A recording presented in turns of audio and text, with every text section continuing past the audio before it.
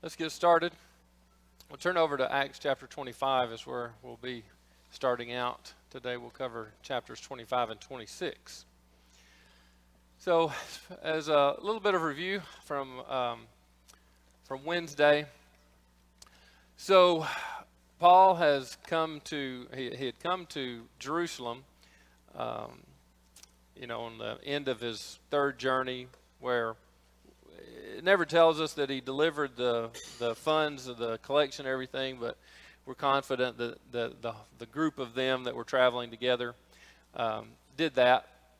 But there, Paul runs into trouble, which was prophesied and which he was learning about through the Spirit, of trouble that was going to meet him in the future. So he is arrested and taken into custody there in Jerusalem for, charges that were not true, to say the least. And from there, he is taken to Caesarea, in a sense to keep him safe, to get him out of the very tense situation with the Jews in Jerusalem. So Claudius Lysias, the commander, takes him, sends him to Caesarea, where he's been for some time now. So there in Caesarea, it's interesting to know, and we've said this, and it's just to remember that the gospel's been in Caesarea for some time now. Philip went there after he had gone to Samaria, teaching. He had been there and set up his home there, seems like, perhaps from that point or sometime thereafter. Peter had been there. Paul, of course, had already been through there. The centurion was from there in chapter 10. So a lot of things had happened in Caesarea with the gospel being spread there. So he's in Caesarea, and he's allowed to have visitors come to him. It's not a real restricted kind of a custody situation with Paul. People can come into him and see him. So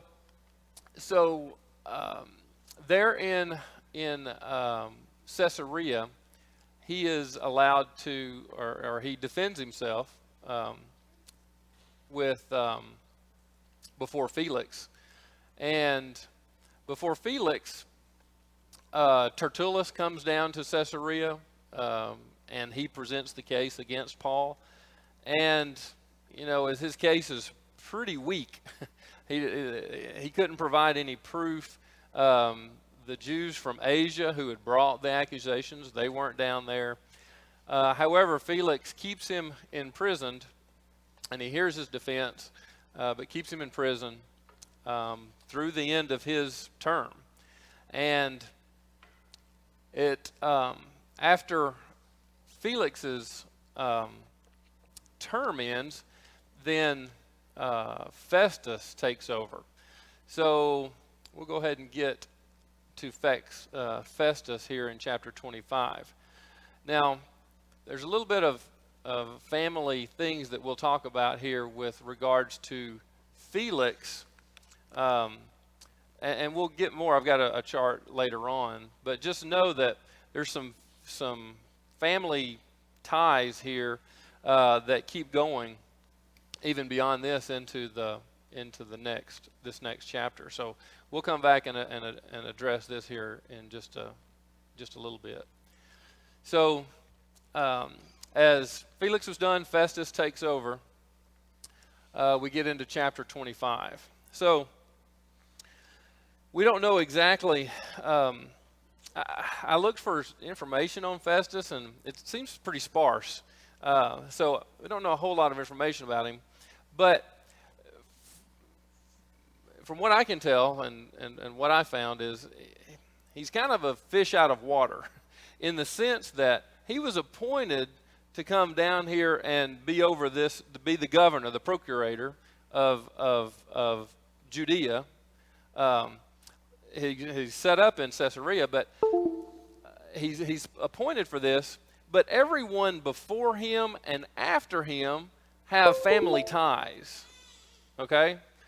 Felix married Drusilla, and I'll just go ahead to since I'm talking about it, I'll go to that slide. I don't know if you can see it or not. Felix was married to Drusilla, right? Jeff pointed that out Wednesday. And right here. So Felix is married to Drusilla, who is the daughter of Herod Agrippa I. So their siblings are Herod Agrippa II, Drusilla, and Bernice. Well, Felix was the governor, right? Then Festus comes in. He's not on this tree anywhere, right? Well, guess who comes down to welcome Festus and sort of salute him or whatever is just a thing that they do. Guess who comes down to see Festus after he's appointed this? Herod Agrippa II, right? And his sister Bernice. So Festus, he doesn't have these family ties. And the other thing is, he doesn't pretend or make any claims to being Jewish or know much about the Jewish people or their laws or anything. So all of that is just, very interesting with how Festus deals with what's happening. So we'll go back. So chapter 25, Festus is appointed here, and he goes up to Jerusalem. And when he gets to Jerusalem, the chief priests, the leaders there, get to him seemingly fairly quickly, and they bring their case against Paul. So Paul's in prison over in Caesarea. And they bring their case to Festus, who is now the governor, the procurator, and they request a favor from Festus. Now, what is Festus' job? He's over all this area, this Judea. Who does he answer to? Rome, right? And he seems to be more attached to Rome than even any. Now, all of them are. Don't get me wrong. All of them answer to Rome and are appointed by Rome. Festus doesn't have any seemingly real ties to the Jewish people, whereas Felix married Drusilla. The Herods, that was on the chart, had some, real knowledge of the Jewish people, and even claimed to I think go along with that. Well, so the chief priests and the leaders bring their case, and they their accusations against Paul, and Festus, they want Festus to bring Paul from Caesarea back up to Jerusalem, just bring him back up there to stand trial, so they say. But look in verse 3. What was their real plan? Yeah. So what had happened? What was the reason that he went, that they had taken Paul from Jerusalem down to Caesarea? Because the mob and the riot and everything. What was the plan then? Kill him on the way. All right. So now, the request is bring him back. And what do they want to do? Kill him on the way. So Paul is definitely wise to all this, and we'll see what Paul's reaction after a while, because it's requested again even after this. But at this point, they ask Festus to bring him up to Jerusalem, and Festus replies. He denies that request, because he says, "I'm shortly going back down to Caesarea. We'll address the matter then. Y'all can come down to Caesarea, and we'll discuss it there and do what we need to." So So down in Caesarea, verse 6, it says that Festus didn't stay much longer there in Jerusalem. He goes down to Caesarea, and he takes his seat on the tribunal and orders Paul to be brought. So here Paul is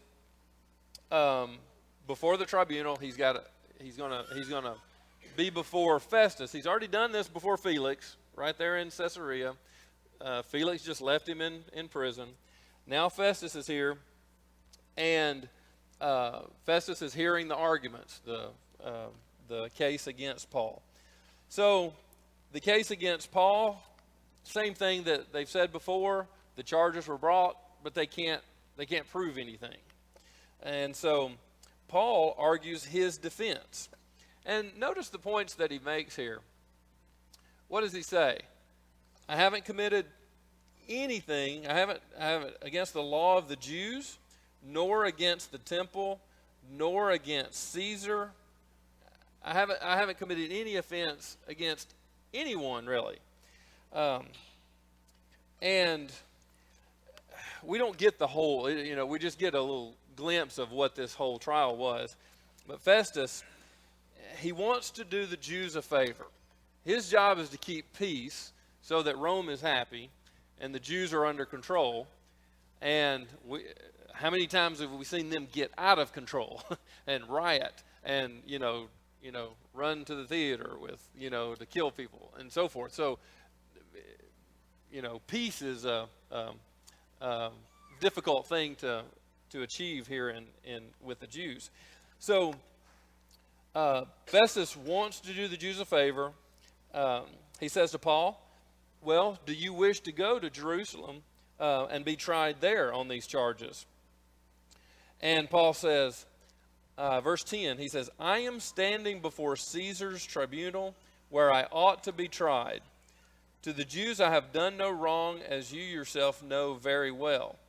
If then I am a wrongdoer, and I have committed anything for which I deserve to die, I do not seek to escape death. But if there is nothing to their charges against me, no one can give me up to them. I appeal to Caesar. Now, what does Paul know? As soon as that question's asked, do you want to go back to Jerusalem? Paul knows what the plan is. Remember, how many were there who had taken a vow to kill him when he was on his way down to Caesarea? There's 40 of them, right? They're probably pretty hungry by now. All right? But they were committed, them or otherwise, they were committed to getting rid of Paul. And they did not have success because Paul was taken, quietly away and secretly away. But now Paul's looking at having to go back to Jerusalem. He's not going to make it there. And he realizes that. So he says, I appeal to Caesar. And that brings in a whole different thing here. It changes the course of action because as a Roman citizen, he has the right to do that. He doesn't feel like he's getting justice. He has the right to appeal to Caesar. Now, what's Festus's options? All right? He could honestly, through the trial, guilt or innocence, it would be innocence and let Paul go. The Jews would be unhappy, and they would probably keep rioting. So Festus doesn't like that idea. What else could he do? Well, he could let him go on he could send him to Caesar. Well, that becomes problematic because Paul's a Roman citizen. What's the charge against him? It has something to do with the Jewish law. Festus really is kind of clueless. And I may be stretching that a bit, but it has something to do with the Jewish law. And Festus is like, well, what am I going to, if I send him to Caesar, the emperor, I'm going to look pretty foolish, right? Well, we see that addressed here in at the end of this chapter of how Festus is going to deal with that. So, but Festus's reply, after he confers with his council, he gets some advice from his guys, and he says, you've appealed to Caesar you'll go. So Now, um, um, Paul, some days pass by, in verse 13, and there's a new person comes on the scene. And it is Agrippa, King Herod Agrippa II. And just so we see it again, King Herod Agrippa II, and he has king as the title, he's in the line. He is in the line. He's the son of Herod Agrippa I, who killed James and imprisoned Peter. He's in the line of Herod the Great, all the way back to, killing the boys, the babies, there in the Gospels, in Matthew. So Herod Agrippa comes down to kind of welcome Festus, to his new appointment, and so forth and so on. And his sister Agrippa comes with him down. Now, this line are very much knows the Jewish laws, the Jewish systems, even, I think, pretend to be Jews. But they are appointed by Rome to be in this spot. And what authority do they have? They're the ones appointing the high priests, right? They're the ones, the high priest in the temple of the Jews. So we get this really strange and really corrupt system of who is in the position of the high priest there in Jerusalem. So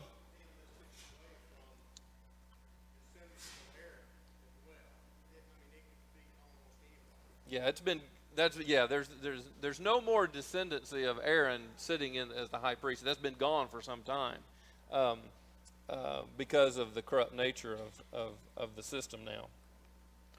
So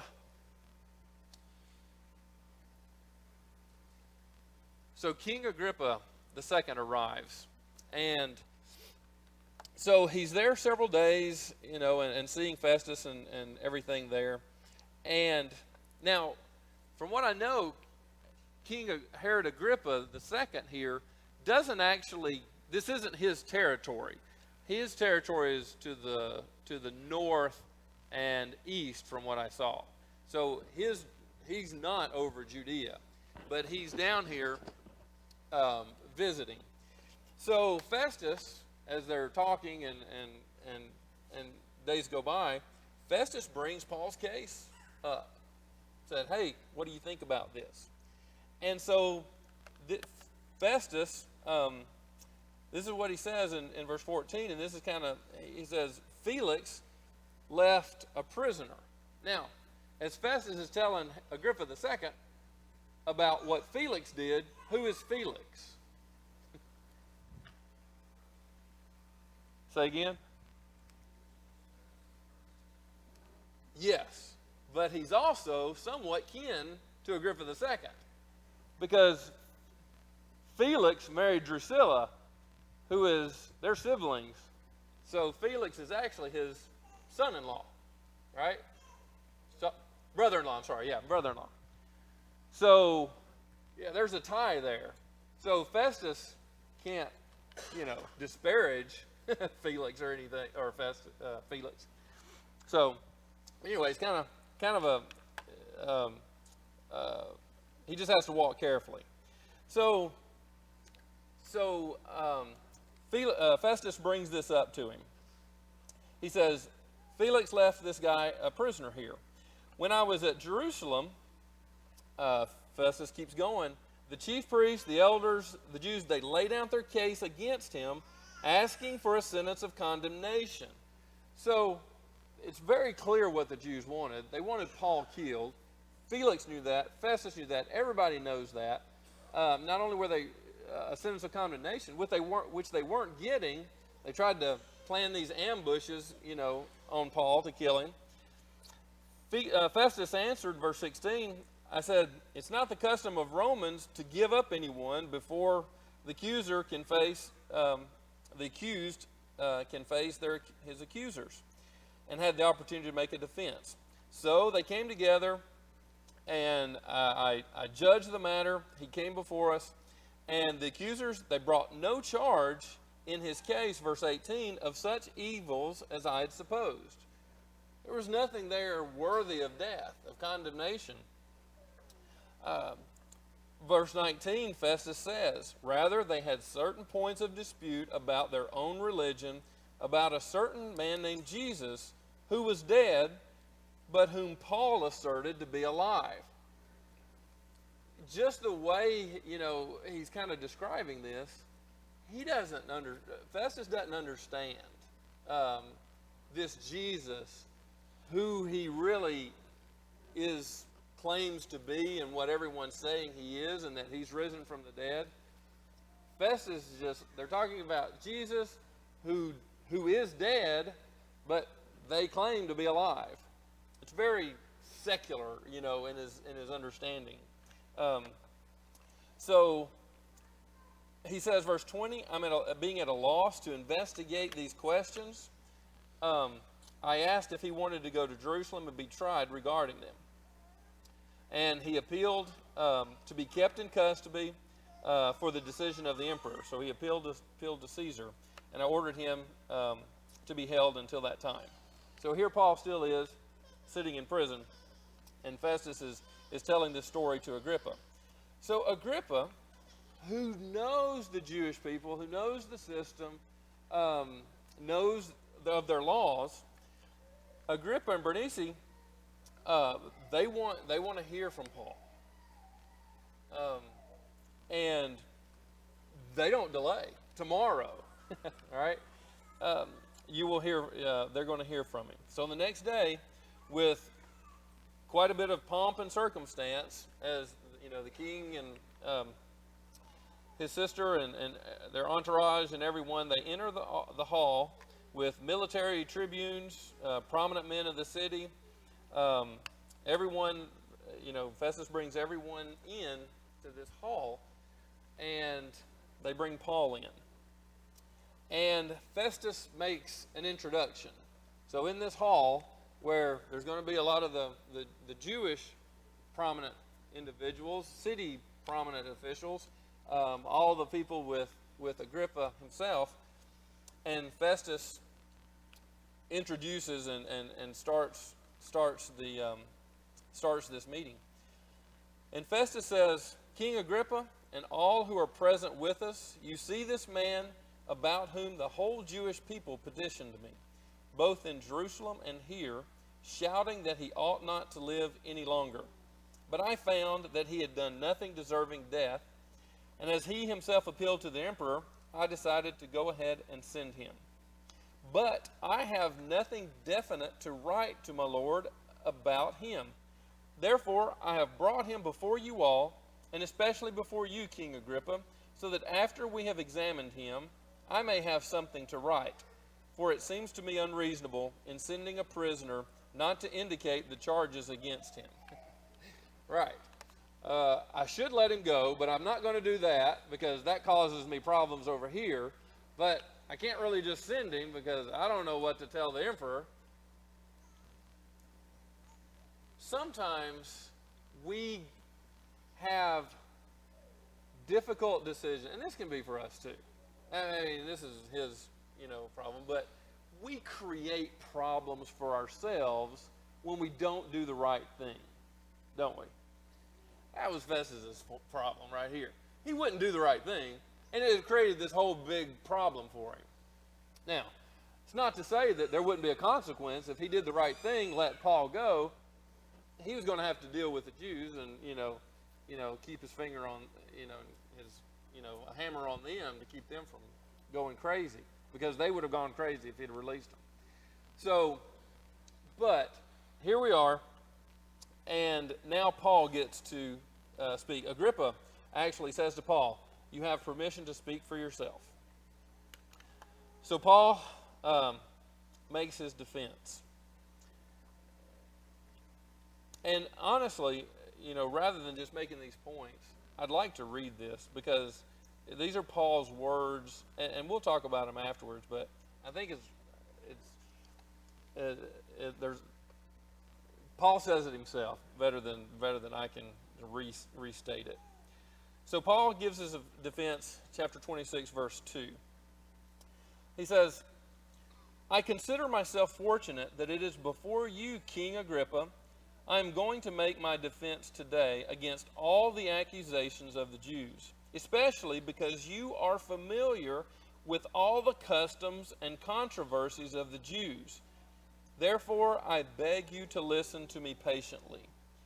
My manner of life from my youth, spent from the beginning among my own nation and in Jerusalem, is known by all the Jews. They have known for a long time, if they are willing to testify, that according to the strictest party of our religion, I have lived as a Pharisee.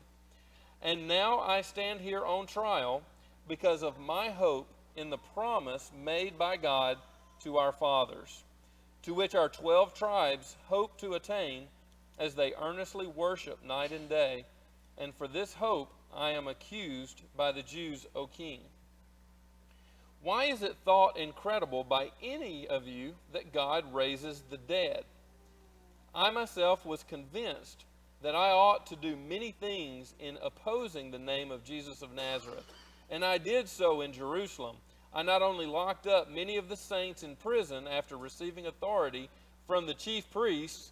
You can imagine him looking over to the chief priest, at that point. From the chief priest, but when they were put to death, I cast my vote against them. And I punished them often in all the synagogues and tried to make them blaspheme. And in raging fury against them, I persecuted them even to foreign cities. So let's stop right there anyway, before we go on. So he makes the point.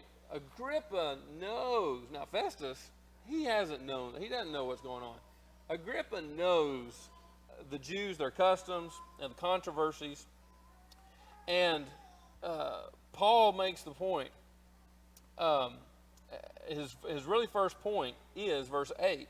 Why is it incredible by any of you that God raises the dead? That's the crux of the issue of the faith, of the gospel, of everything that Paul preaches, that all the Christians believe, that separates the Christians who have received that and accepted that and believe that versus the Jews who won't believe that, who won't accept that. So Paul gets pretty straight to the point in his defense before, and his words before Agrippa II. Paul says, he gives him his history. Before he learned this, before he knew Jesus, Paul says, I was one of you. As the strictest part of the Pharisees of our religion. I even received letters from you, chief scribes, chief priests, to go and do what I was doing. Persecuting. And look what he says he was doing. Often in the synagogues, what was Paul doing? Trying to make them blaspheme. Well, how do you try to make somebody blaspheme?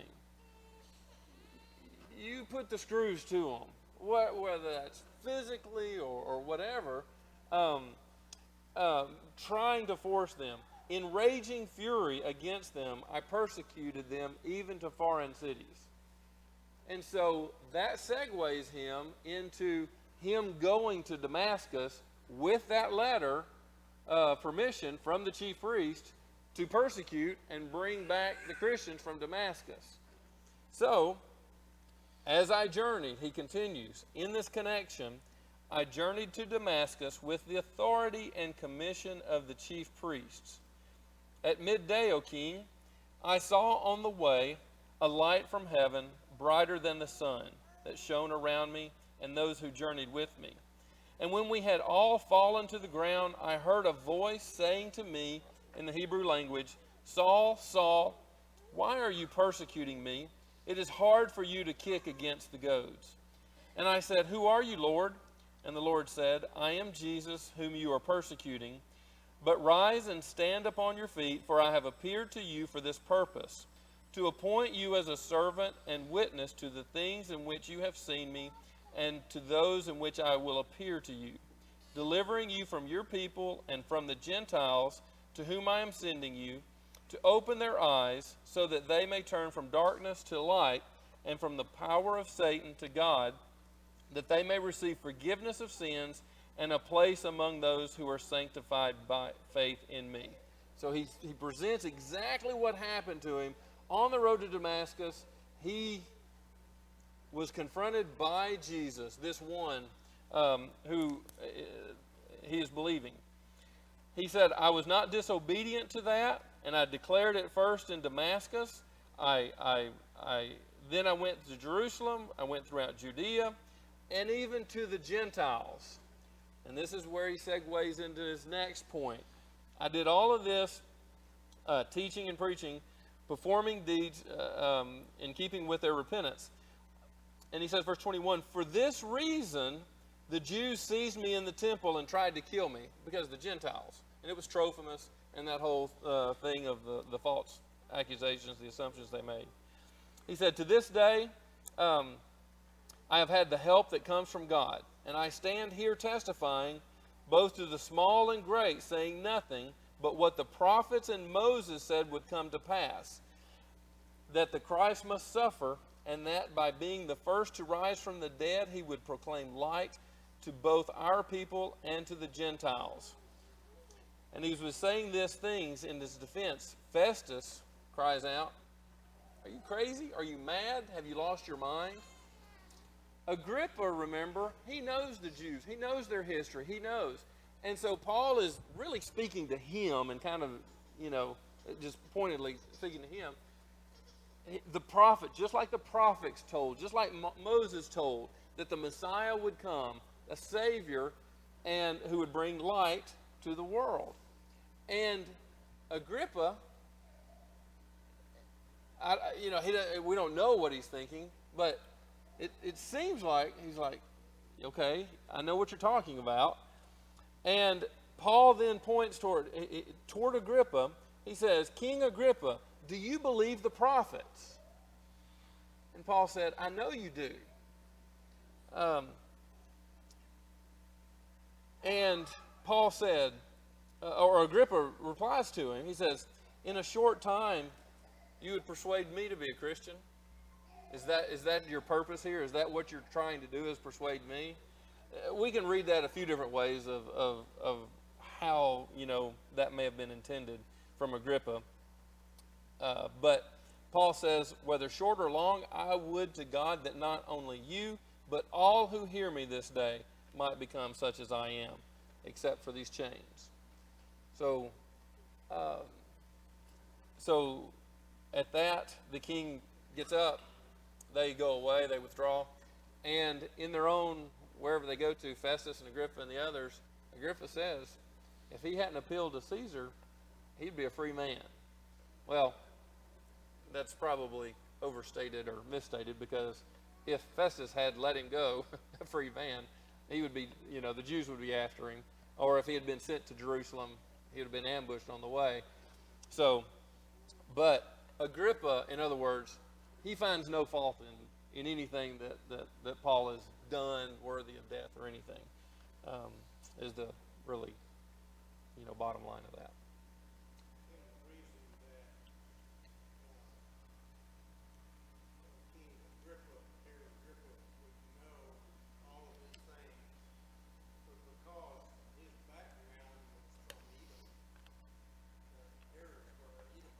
That's right.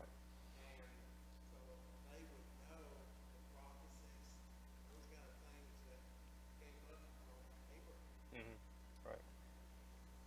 All right. Any other questions, comments, or anything?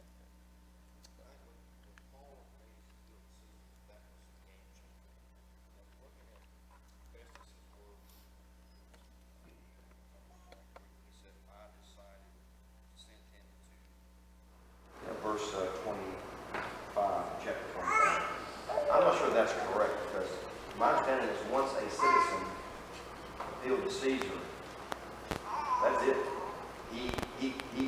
got to go. So it wasn't like the festivals letting him go. When Paul made that claim that I killed Caesar, he was bound to deliver him. That was his right as a citizen. And my point is, sometimes we'll bring up Acts chapter 5, which we studied earlier last quarter. The Christian knows that the law of Christ must supersede the law of men, and we understand that. But on the flip side, Paul shows us here in this example, it's right sometimes to use the law to your advantage, and he did on this occasion. He was innocent of these charges, and his point was, if I'm guilty of execution, an executable crime, and I refuse to die, I'm not going to hide behind the law and use tricks and loopholes here and there. I'll take my punishment. But since I'm not, then no one can deliver me to these men. I appeal to Caesar. Sometimes it's okay for a Christian to use the law, rightfully so, and not use it by trickery or so forth, just basic right of the law to his or her advantage if they're being falsely accused. And Paul shows us in this example, that's what he did. In our case today, they like to the Supreme Court. Yes. We have that right as American citizens.